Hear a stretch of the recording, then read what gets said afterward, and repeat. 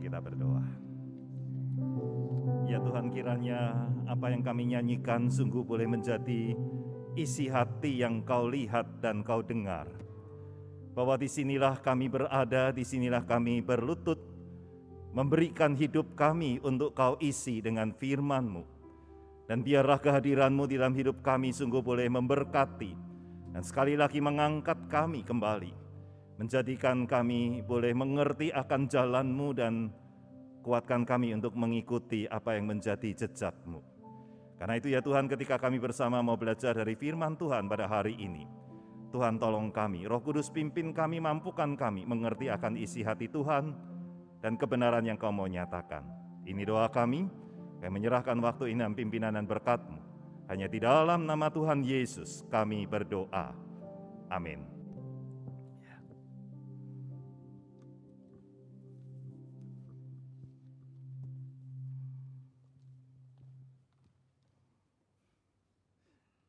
Saudara, selamat malam. Hari ini merupakan satu hari yang indah. Oleh karena di tengah-tengah situasi apapun, kita masih diberi kehidupan, dan bukan hanya kita diberi kehidupan, kita diberi kesempatan untuk bersama dengan Tuhan. Dan saat ini dengan satu tema yang diberikan untuk kita bersama-sama mau belajar, yaitu bagaimana doa itu membentuk diri kita. Saudara, kita akan bersama-sama melihat satu bagian dari firman Tuhan, sebuah kisah dari seorang anak Tuhan yang bernama Nehemia, yang tercatat di dalam kitab Nehemia pasal yang pertama, dari ayat yang pertama sampai dengan ayat yang ke-11. Nehemia pasal yang pertama, ayat yang pertama sampai dengan ayat yang ke-11. Saya bacakan bagi kita semua. Riwayat Nehemia bin Hakalia pada bulan Kislu tahun ke-20, ketika aku ada di Puri Susan, datanglah Hanani seorang dari saudara-saudaraku dan beberapa orang dari Yehuda. Aku menanyakan mereka tentang orang-orang Yahudi yang terluput, yang terhindar dari penawanan dan tentang Yerusalem. Kata mereka kepadaku, orang-orang yang masih tinggal di daerah sana, yang terhindar dari penawanan, ada dalam kesukaran besar dan dalam keadaan tercela. Tembok Yerusalem telah terbongkar dan pintu-pintu gerbangnya telah terbakar. Ayat 4. Ketika aku dengar berita itu, duduklah aku menangis dan berkabung selama beberapa hari. Aku berpuasa dan berdoa ke hadirat Allah semesta langit. Kataku, ya Tuhan, Allah semesta langit, Allah yang maha besar dan dahsyat, yang berpegang pada perjanjian dan kasih setianya terhadap orang yang kasih kepadanya dan tetap mengikuti perintah-perintahnya. Berilah telingamu dan bukalah matamu dan dengarkanlah doa hamba-Mu yang sekarang kupanjatkan ke hadirat-Mu siang dan malam bagi orang Israel. Hamba-hamba-Mu ini dengan mengaku segala dosa yang kami orang Israel telah lakukan terhadap-Mu. Juga aku dan kaum keluargaku telah berbuat dosa. Kami telah sangat bersalah terhadap-Mu dan tidak mengikuti perintah-perintah dan ketetapan-ketetapan dan peraturan-peraturan yang telah Kau perintahkan kepada Musa hamba-Mu itu. Ingatlah akan firman yang Kau pesan pada Musa hamba-Mu itu, yakni bila kamu berubah setia, kamu akan kucerai-beraikan di antara bangsa-bangsa. Tetapi bila kamu berbalik kepadaku dan tetap mengikuti perintah-perintahku serta melakukannya, maka sekalipun orang-orang buanganmu ada di ujung langit, akan kukumpulkan mereka kembali dan kubawa ke tempat yang telah kupilih untuk membuat namaku diam di sana. Bukankah mereka ini hamba-hamba-Mu dan umat-Mu yang telah Kau bebaskan dengan kekuatan-Mu yang besar dan dengan tangan-Mu yang kuat? Ya Tuhan, berilah telinga kepada doa hamba-Mu ini dan kepada doa hamba-hamba-Mu yang rela takut akan nama-Mu. Dan biarlah hamba-Mu berhasil hari ini dan mendapat belas kasihan dari orang ini. Ketika itu, aku ini juru minuman raja. Saudara, sedemikian jauh pembacaan firman Tuhan, berbahagialah kita yang mendengar sabdanya, yang memelihara dan melakukannya. Saudara, ini sebuah kisah yang real, pergumulan dari seorang yang bernama Nehemia. Saudara, siapa Nehemia tidak banyak disebutkan. Tetapi dia bukan seorang nabi, dia bukan seorang raja, bahkan dia adalah seorang yang ikut tertawan ketika bangsa Israel dikalahkan oleh orang Asyur. Maka sebagai orang yang ditawan, dia tidak memiliki kekuatan apapun selain harus mengikuti apa yang dikatakan oleh tuannya. Dan saat itu dia mendapat kesempatan, mendapatkan pekerjaan di tempat yang bukan menjadi miliknya, yaitu di kerajaan yang mengalahkan, yang sudah menjatuhkan, yang sudah menawan mereka. Dikatakan dia menjadi juru minuman raja, seorang yang membawa minuman kepada raja. Orang yang gak akan diperhatikan, orang yang bukan orang penting. Saudara, itulah Nehemia. Sehari-hari dia hanya membawakan minuman kepada raja. Ya. Mungkin juga bukan orang yang sangat bisa melakukan apapun juga, sebab raja di zaman itu kalau dikasih minuman juga paling taruh di sana. Ya. Mungkin dia harus menjadi seorang yang diminta untuk mencicipi sedikit minuman itu, supaya siapa tahu kalau ada racun mati duluan, begitu ya. Tapi that's it. Seorang yang sebetulnya nggak ada artinya. Raja pun mungkin tidak akan melihat dia dengan seakan-akan wah ini enggak. Dia orang yang sangat biasa. Dan satu saat dikatakan dalam firman Tuhan, di bulan Kislev, di tahun ke-20. Pada waktu itu datanglah Hanani, saudara-saudara dari Nehemia yang masih berada di Yerusalem, yang bisa berkunjung. Ya, ketemu. Begitu bertemu, Nehemia tanya, gimana di sana? Orang-orang yang terluput dari penawanan, sementara saya tertawa. Gimana di sana? Satu kerinduan dia sebagai seorang yang jauh dari tempat tinggalnya, sebagai seorang yang tercerabut keluar dari tempat di mana nyamannya. Tetapi apa kata Hanani? Orang-orang yang di sana malu, sedang ternoda. Kenapa? Karena Yerusalem saat ini tidak bisa dilihat sebagai Yerusalem yang indah. Temboknya hancur, pintu gerbangnya terbakar. Menjadi Yerusalem yang rentan, lemah, menjadi olok-olokan. Di mana Allahmu itu? Saudara, ketika mendengar akan hal itu, dikatakan dalam firman Tuhan, duduklah kemudian Nehemia menangis dan berkabung. Lalu kemudian dia berdoa. Saudara, doanya luar biasa bukan? Di dalam doa ini ada begitu banyak hal yang bisa dilihat. Tapi saudara, saya ingin mengajak kita bersama melihat akan apa yang menjadi doa Nehemia ini. Saudara, ketika Nehemia itu berdoa, maka kalau kita melihat dalam doanya itu, dia berdoa dengan hatinya. Dia menangis oleh karena bangsanya. Apakah itu untuk dirinya? Bukan. Itu untuk bangsanya, bukan untuk diri sendiri.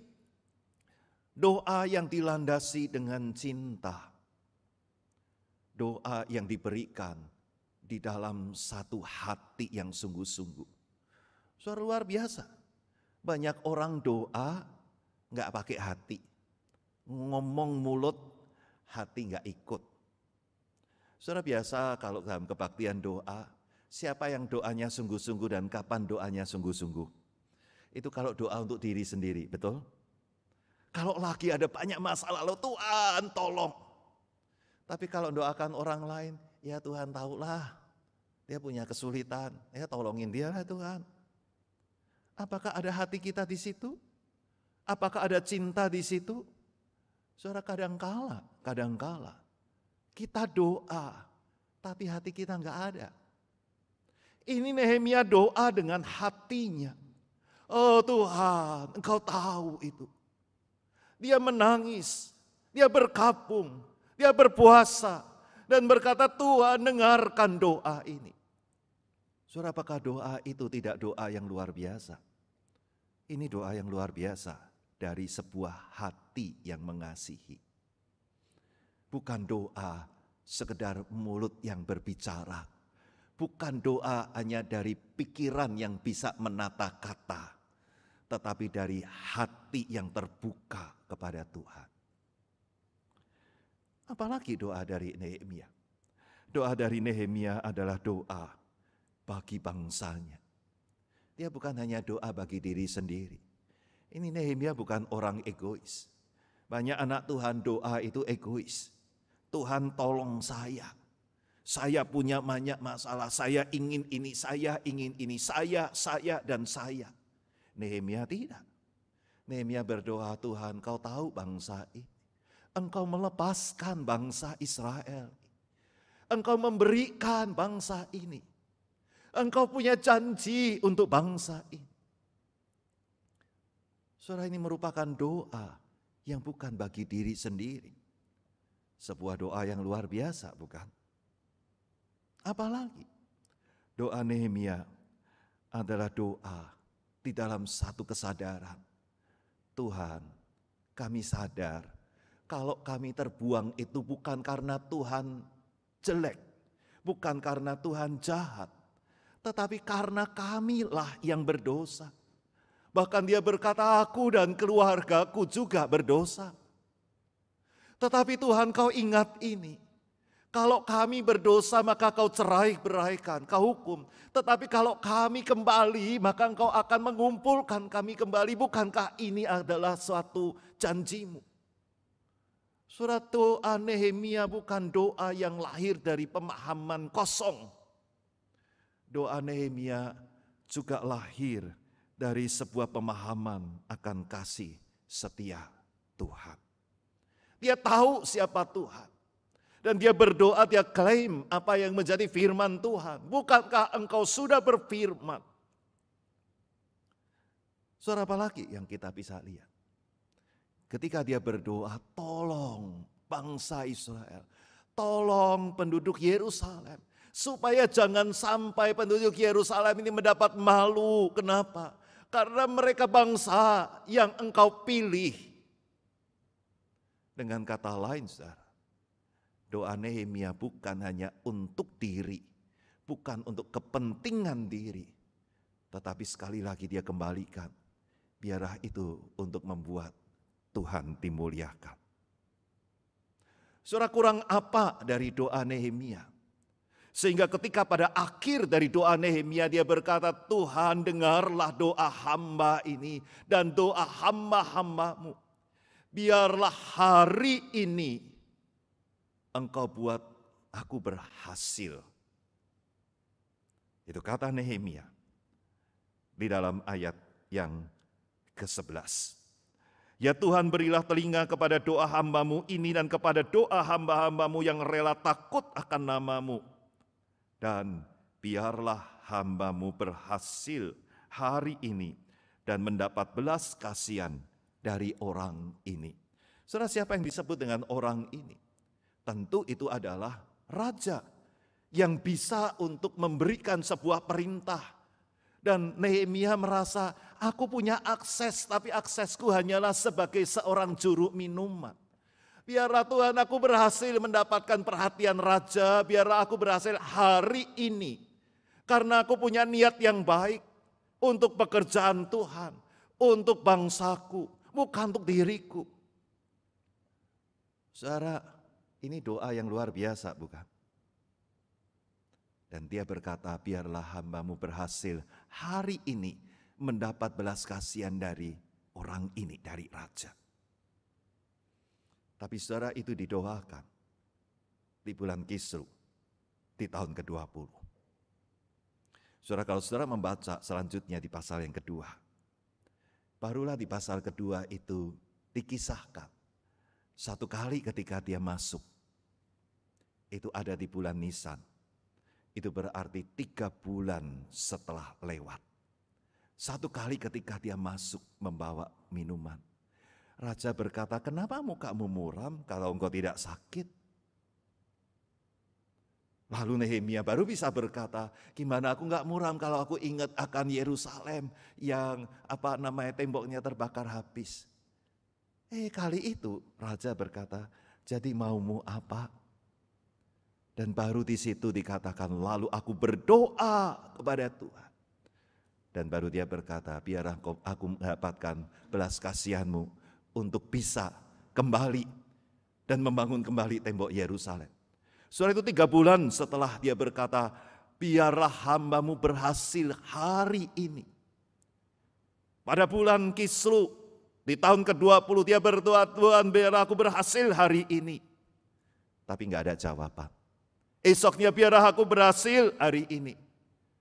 Tetap sepertinya Tuhan diam. Biar aku berhasil hari ini. Terus setiap hari dia berdoa, biar aku berhasil hari ini. Dan sepertinya diam. Tidak ada jawaban. Apakah doa Nehemia salah? Apakah doa Nehemia tidak lebih baik dari doa kita? Kita kadangkala doa tanpa cinta. Kita kadangkala lebih banyak doa untuk diri kita. Kita kadangkala doanya untuk kepentingan kita. Kita kadangkala doa tidak lagi berpikir untuk kemuliaan Tuhan. Kita hanya berpikir untuk diri kita. Nehemia tidak. Dan Nehemia berdoa, biar hari ini aku berhasil. Tapi sepertinya Tuhan diam. Tidak ada jawaban. Saudara, apa yang terjadi? Ketika Tuhan diam, sepertinya doa itu tidak mendapat jawab. Saudara, disinilah kita melihat satu hal yang sebetulnya Tuhan ingin untuk kita belajar. Bukankah firman Tuhan juga berkata di dalam Yesaya 55 ayat yang ke-8. Sebab rancanganku bukan rancanganmu, dan jalanmu bukanlah jalanku. Demikianlah firman Tuhan. Saudara, apa artinya di sini? Artinya kadangkala di dalam kita berdoa, kita punya rancangan. Tapi Tuhan akan berkata, belum tentu rancanganmu sama dengan rancanganku. Belum tentu jalan yang kau pikir itu menjadi jalan sama dengan jalanku. Ketika Nehemia berdoa, biarlah hambamu berhasil hari ini. Mungkin bagi Nehemia ini saat yang terbaik. Aku bisa dapat kesempatan menuju kepada raja. Biar itu menjadi satu momen. Tuhan pakai hari ini. Enggak berlarut-larut supaya dengan demikian Yerusalem cepat bisa dibangun kembali. Bukankah itu indah? Tapi Tuhan mau berkata, rancanganku bukanlah rancanganmu. Jalanku bukanlah jalanmu. Saudara, di sini kita bisa melihat bahwa ketika kita doa, jangan sampai doa kita itu kadangkala menjadi doa yang sepertinya kita merasa, aku lebih tahu Tuhan tentang situasi yang ada. Ini situasinya udah gawat ini. Lalu kita berdoa, Tuhan sekarang Tuhan, karena saya merasa saya lebih tahu akan situasi yang ada. Seakan kita berkata, Tuhan kau enggak tahu situasi kali ini sudah begitu gawat. Ayo dong Tuhan. Siapa yang lebih tahu tentang kehidupan? Kitakah atau Tuhankah? Banyak doa sepertinya kadangkala seperti kita ngajarin Tuhan. Tuhan, aku lebih tahu caranya harus seperti ini. Sekarang dia itu harus berubah Tuhan. Ya, Tuhan buat dia berubah. Seakan-akan kita lebih tahu cara yang paling betul untuk mengatasi. Saudara, saya belajar dari seorang hamba Tuhan yang saya kenal, almarhum pendeta Matthew C. Pada waktu itu kami masih menjadi mahasiswa. Dan pendeta Matthew C. pada waktu itu Dia sebetulnya mau studi lanjut di Singapura. Tetapi ketika itu dia mencoba untuk, karena Singapura juga orang bisa untuk cek diri, ternyata ketika dia cek diri baru dia tahu bahwa dirinya ada kanker. Dan stadiumnya sudah tinggi. Maka dia memutuskan gak jadi studi lanjut, pulang. Dan memang kanker itu menggerogoti tubuhnya. Sampai akhirnya dia harus dirawat di rumah sakit. Oh, kami semua, para mahasiswa berdoa untuk pendeta Matthew-C ini. Yang kami selalu katakan pendeta yang paling berhikmat. Karena dia juga ngajar kami soal kitab Amsal. Ya, kitab yang paling berhikmat. Saudara, tiap malam kami berdoa, Tuhan sembuhkan. Kami masih membutuhkan pendeta Matthew-C. Dia dosen yang baik. Semua mahasiswa, kurang apa? Ini mahasiswa sekolah teologi yang doa. Para dosen berdoa. Tapi satu malam, ketika kami sedang mau berdoa malam itu, si Semu, istri dari pendeta Matthew-C, datang ke tempat kampus. Dan kemudian dia berkata, mulai hari ini, tolong ya, jangan berdoa untuk minta kesembuhan buat pendeta Si. Saudara, kami bingung. Tetapi pada hari pemakaman, Ibu pendeta Si bercerita, setiap malam mereka berdoa bersama. Satu kali pendeta Si memandang istrinya dan berkata, kita nggak bisa doa sama-sama. Istrinya berkata, kenapa? Kan kita sudah menjadi satu, kita doa sama-sama. Pendeta Si berkata, enggak, kita nggak bisa doa sama-sama. Kamu minta Tuhan menyembuhkan aku. Tapi aku tahu Tuhan nggak akan sembuhkan aku. Ini yang akan membawa aku kembali ke sana. Kenapa kamu begitu? Kalau kamu nggak bisa seperti itu, kita nggak pernah bisa sama-sama. Saudara, Ibu pendeta Si sungguh bergumul. Sampai pada akhirnya dia berkata, oke, mari kita sama-sama. Karena cara Tuhan mungkin beda dengan cara kita. Mudahkah bagi seorang istri untuk berdoa dan berkata, Tuhan, kalau ini caranya untuk suamiku tidak sembuh, tetapi membawa kepadamu, biarlah itu terjadi. Mudahkah untuk berkata? Tidak. Tapi itu yang harus dilakukan. Kita bukan manusia yang lebih tahu cara bagaimana untuk Tuhan berkarya. Hari itu Nehemia berdoa, Tuhan biar hari ini hamba-Mu berhasil. Tapi Tuhan sepertinya tutup mulut. Karena Tuhan ingin berkata, Nehemia, rancanganku bukan rancanganmu. Jalanmu bukan jalanku. Saudara, kita tidak lebih tahu bagaimana caranya. Saudara, jangan berdoa karena kita merasa kita lebih utama. Semuanya itu saya dan Tuhan harus memberi kepada saya. Seakan-akan Tuhan menjadi jalan bagi kita untuk mendapatkan apa yang kita mau. Maka kita berdoa, Tuhan saya pengen seperti ini, Tuhan berikan berkat-Mu, Tuhan berikan segala sesuatu. Saya yang utama, Tuhan Engkau jadi suruhan saya. Yang harus melakukan apa yang saya suka. Atau kadangkala tanpa sadar, kita merasa kita lebih tinggi, sehingga kita layak dalam tanda kutip memerintah. Tuhan, hari ini Tuhan kasih. Begitu Tuhan gak kasih, kita ngambek. Habis Tuhan gak kasih sama saya. Siapa kita? Kadangkala tanpa sadar kita bukan minta, kita maksa Tuhan. Tanpa sadar kita berkata, mulut kita berkata, dia Tuhan.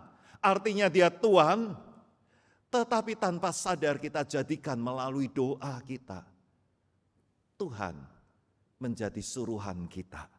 Kita yang menjadi Tuan. Dan Tuhan harus melakukan apa yang kita mau. Saudara, itu bukan cara Tuhan. Ketika Nehemia berdoa dan berkata, Tuhan biarlah aku hari ini berhasil. Tuhan tutup itu. Dan Nehemia terus berdoa. Karena dia tahu apa yang sebetulnya Tuhan sedang kerjakan. Disinilah saya ingin mengajak kita untuk mengerti bahwa doa itu sebetulnya Tuhan bisa pakai. Dan Tuhan mau untuk itu dipakai untuk mengubah diri kita. Maka untuk kita mengerti apa saja yang Tuhan mau, melalui doa itu membuat diri kita berubah. Saya pakai jembatan keledai ataupun untuk memudahkan kita mengingat. Ingat rehat dan untung. Apa itu rehat? Doa itu bukan membuat kita lebih tahu. Ini situasinya seakan-akan Tuhan tidak tahu. Bukan karena kita lebih tahu caranya. Bukan karena kita lebih utama. Bukan karena kita lebih tinggi kuasanya. Tetapi doa itu mengajar kita untuk menjadi orang yang lebih rehat, rendah hati. Rendah hati untuk menyadari bahwa kita itu bergantung kepada Tuhan. Bukan kita lebih kuat, bukan kita lebih hebat, tapi kita perlu Tuhan. Sehingga kita berkata, Tuhan, dengar doaku. Karena aku butuh Engkau, aku memerlukanmu. Saudara, bukankah kita punya nyanyian itu ya? Ya Tuhan, ku perlu. Itu nyanyian yang dikubah oleh Fanny Crosby. Kata-katanya, seorang yang buta secara mata, tetapi mata hatinya terbuka kepada Tuhan. Dia tahu, sebagai anak Tuhan, bukan kita lebih tinggi, tetapi Tuhan ingin kita belajar rendah hati dan berkata, Tuhan, aku perlu Engkau. Dan kita menyadari keterbatasan kita. Sehingga kita berkata, Tuhan dengarlah doa hamba dan hamba-hambamu. Kami hanya bisa berdoa, tetapi kami tidak punya kekuatan itu, Engkau yang punya. Maka disinilah kebergantungan itu membuat kita rendah hati. Membuat kita bukan seperti seorang yang hebat, tetapi kita berkata, Tuhan, saya tidak ada artinya jikalau bukan Tuhan yang berkarya. So dalam kerendah hatian inilah, maka kita perlu yaitu apa? Undang Tuhan untuk berkarya. Undang Tuhan di dalam kehidupan. Maka sebagaimana Nehemia berkata, Tuhan, aku kenal Engkau. Engkau Allah alam semesta. Engkau Raja yang maha kuasa. Engkau punya kuasa yang tidak terbatas. Dan aku terbatas.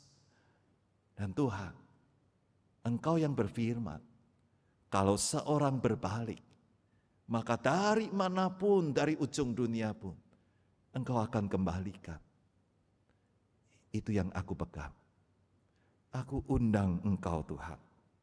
Maka di sini kita melihat bagaimana Nehemia menjadikan Tuhan sebagai prioritas utama dalam kehidupannya.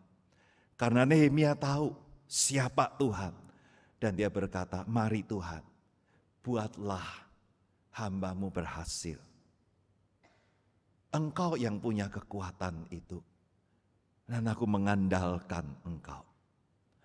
Saudara, banyak orang datang kepada Tuhan kalau sudah akhir. Kadangkala saya bersama dengan para dokter, kalau pas waktu saya mendapat kesempatan dulu di dalam pelayanan, saya mendapatkan kesempatan untuk persekutuan dari para dokter dan para perawat di rumah sakit di pagi hari. Saya kadangkala bercanda kepada mereka dan berkata, dokter-dokter ingat ya, kalian dokter Kristen. Ya. Banyak dokter tuh berkata, ya kami sudah berusaha, sekarang mari kita serahin sama Tuhan. Itu kalau berkata, kami sudah berusaha, sudah enggak bisa, sudah angkat tangan, yuk kita sekarang serahin sama Tuhan. Saya katakan, itu bukan dokter Kristen. Dokter Kristen berkata, Tuhan dari awal kami serahkan di dalam tangan Tuhan.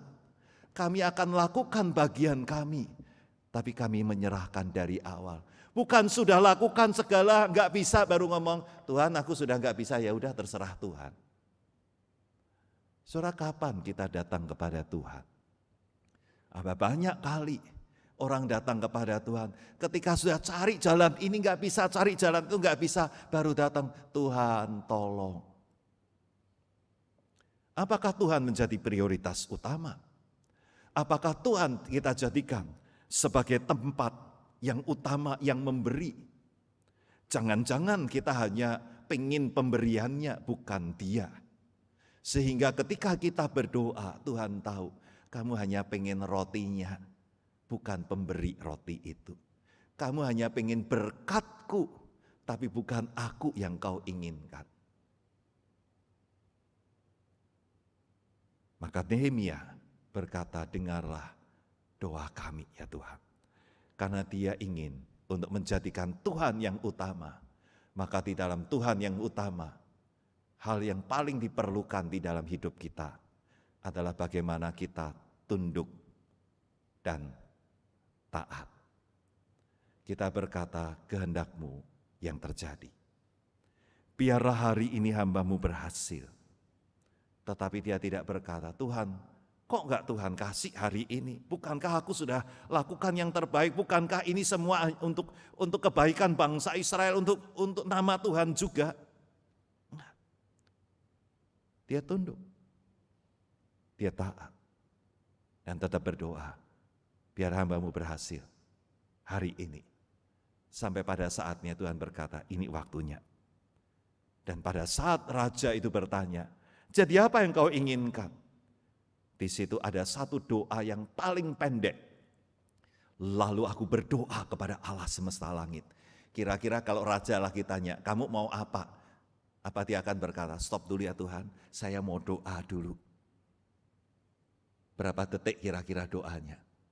Dia harus segera jawab, itu doa yang paling pendek. Tetapi doa yang paling pendek ini bukan doa yang baru kali itu. Itu sudah diawali dari bulan Kislev. Biarlah hamba-Mu berhasil hari ini. Sudah dalam ketundukan dan ketaatan, itulah yang mengubah kita. Doa kita bukan mengubah Tuhan, tapi doa itu mengubah diri kita. Untuk kita sadar siapa diri kita. Untuk kita sadar bagaimana relasi kita dengan Tuhan. Untuk kita tahu tung yang terakhir, yaitu kita harus menunggu di dalam kegigihan. Kita enggak sekedar, ya udah saya kan sudah doa, sekarang terserah Tuhan lah, kapan mau Tuhan ya terserah Tuhan. Pokoknya aku sudah doa, selesai. Enggak. Menunggu di dalam satu kesiapan, biarlah Tuhan hari ini. Ketika bukan hari ini, oke, besok biarlah Tuhan hari ini. Itu menunggu di dalam satu kesiapan diri. Saudara, mari kita ingat Rehat Untung. Ya. Biarlah doa itu bukan karena kita merasa kita lebih hebat. Tetapi karena kita sadar, Tuhan, jadikan aku makin rendah hati. Makin tahu sadar keterbatasanku. Dan aku berkata, Tuhan, aku memerlukan-Mu. Makin membuat kita berkata, Tuhan, aku mengundang Engkau hadir dan berkarya. Engkau jadi prioritas utama. Engkau yang menjadi hal yang aku cari, bukan berkat-Mu tetapi Engkau. Buatlah aku menjadi makin tunduk dan taat. Dan itu kita membuat kita itu belajar untuk terus belajar menunggu dalam satu kesabaran, tetapi dalam satu kesiapan untuk berkarya. Kalau waktu Tuhan itu Tuhan beri, di situ kita siap. Kalau waktu Tuhan itu Tuhan bukakan, bukan kita kemudian baru gelagapan. Karena kita sudah berdoa seperti Nehemia, buatlah hamba-Mu berhasil hari ini. Saudara, siapa yang hari ini kita mau doakan? Mungkin ada orang-orang yang hari ini, sampai hari ini kita doakan. Untuk kita mohon supaya kasih karunia Tuhan, keselamatan juga boleh dia rasakan. Tapi sampai hari ini, waktu Tuhan itu belum terlihat. Adakah kita akan tunggu dalam satu kesiapan? Kalau kita berkata, Tuhan biar hari ini aku bisa untuk berbicara, aku bisa untuk menyaksikan. Begitu Tuhan kasih waktu itu, kita siap untuk memberitakan. Atau kita terkaget-kaget, tidak siap, sehingga momen Tuhan hilang oleh karena kita tidak siap. Doa bukan mengubah Tuhan, tetapi doa mengubah diri kita. Maukah kita? Amin. Mari kita berdoa. Tolong kami Tuhan, belajar mengenal Engkau lebih dalam lagi. Dan saat kami berdoa, buatlah kami terbuka untuk Kau ajar. Mungkin saat itu adalah saat Tuhan, atau mungkin Tuhan mau berkata ini belum waktunya. Biarlah kami boleh belajar rendah hati. Tolong kami Tuhan, untuk kami terus sadar keterbatasan kami, yang membuat kami mengundang Engkau terus hadir dalam hidup kami, menjadi yang utama, dan buatlah kami belajar untuk makin tunduk dan makin taat apapun yang Engkau izinkan kami hadapi. Dan kuatkan kami untuk kami terus berjuang, menunggu di dalam satu kegigihan, siap saat Tuhan berkata, ini saatnya. Terima kasih Tuhan. Ubahlah kami menjadi makin mengenali akan cara, jalan, dan rancangan-Mu. Sehingga doa kami membuat kami mengubah rancangan kami untuk menjadi serupa dengan rancangan-Mu. Doa kami membuat kami mengenali jalan-Mu, sehingga jalan kami selaraskan dengan jalan-Mu. Di dalam Tuhan Yesus kami berdoa. Amin.